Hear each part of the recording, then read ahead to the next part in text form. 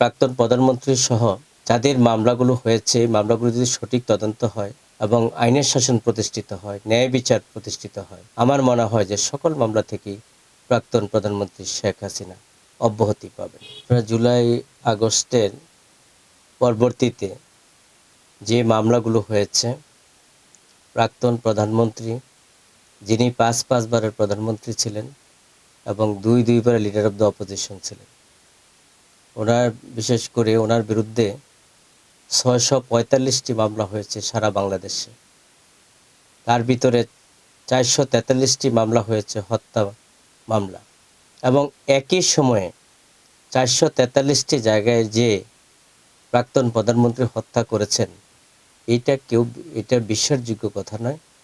এবং এটা শুধু রাজনৈতিক কারণে এই মামলাগুলো দেওয়া হয়েছে।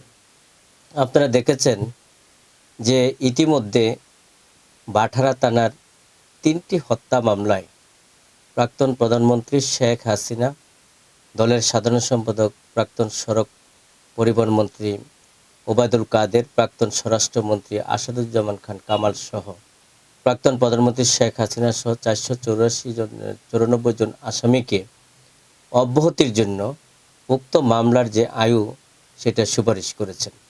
এ থেকে প্রতীয়মান হয় যে এই ঘটনায় প্রাক্তন প্রধানমন্ত্রী সহ 494 জন আসামি সম্পৃক্ত ছিল না বলে প্রমাণিত হয় বিদায়ী আয়ুষাব সে মামলা থেকে তাদেরকে অব্যাহতির জন্য প্রার্থনা করেছেন। আমি মনে করি যে আজকে প্রাক্তন প্রধানমন্ত্রী সহ যাদের মামলাগুলো হয়েছে, মামলাগুলো যদি সঠিক তদন্ত হয় এবং আইনের শাসন প্রতিষ্ঠিত হয়, ন্যায় বিচার প্রতিষ্ঠিত হয়, আমার মনে হয় যে সকল মামলা থেকেই প্রাক্তন প্রধানমন্ত্রী শেখ হাসিনা অব্যাহতি পাবেন।